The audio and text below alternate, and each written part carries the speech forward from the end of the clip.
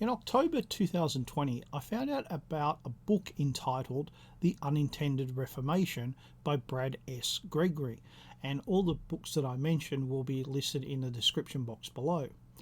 Gregory is a professor at the University of Notre Dame. I've been saying since 2014 that liberalism has its origins in the Reformation of the early 1500s. Professor Gregory wrote an entire book on it back in 2012.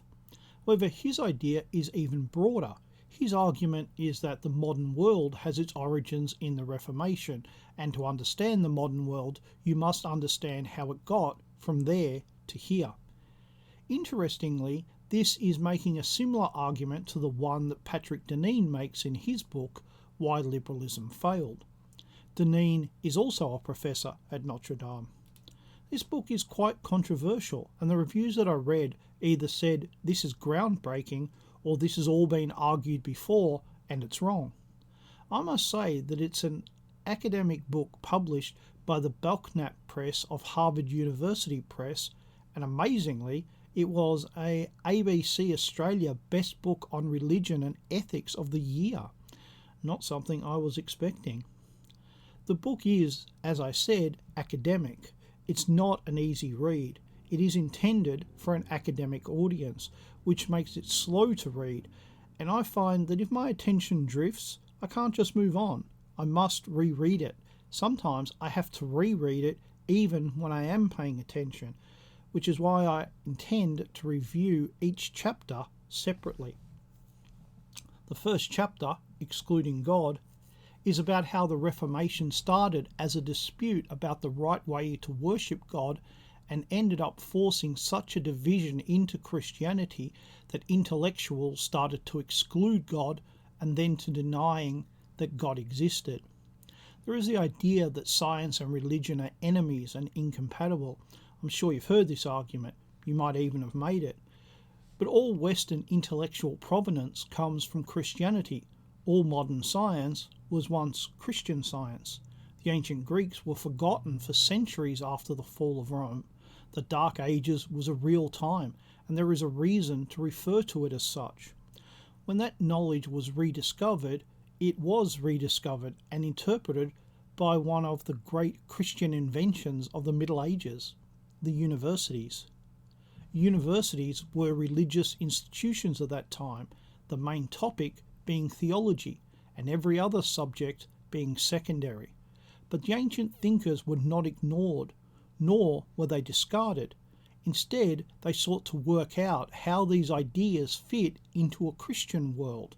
That continued for centuries until the Reformation slowly made Christianity such a toxic subject that it would be increasingly excluded from academic writing. This idea then led to the idea that the reason they were separate was because they were enemies. In time, that led to the idea that you could believe in God or in science, but not both.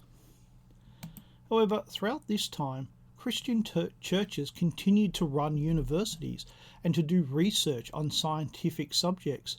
While this is not in the book, Charles Darwin's book, The Origin of Species, was published in 1859.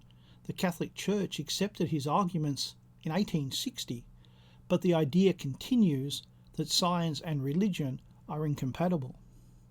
Gregory says that it's because of a univocal view of the world. Univocal means unambiguous, a word that only has one meaning. Increasingly within science there arose an idea that they knew the answers to how the world worked, and that God had no place in that world or in any understanding of that world. Gregory further states that this idea comes from a theological argument which traditional Christianity had always rejected. In traditional Christian theology, God is outside of the universe that he created. He can be in all places at all times because everything is his creation. But at one and the same time, he is outside of his creation. To put it another way, God existed before he created our universe. Science, however, puts God at the top of creation. In other words, he is part of his own creation. If God is outside of creation, then he is mysterious, because you cannot even comprehend such a being. However, if God is at the top of his creation, then he can be studied, because he's simply a more powerful version of you and I. As most scientists do not study theology, they are not even aware that that is how they view the subject. So God is no different from studying planets, man, or plankton. And as God is so resistant to study, that leads directly to the idea that he cannot be studied because he does not exist. To my mind, that makes sense. It does explain why this idea has taken hold, and why discussing this idea with people of a scientific mind is so often fruitless and pointless. For science, mysteries only exist to be solved.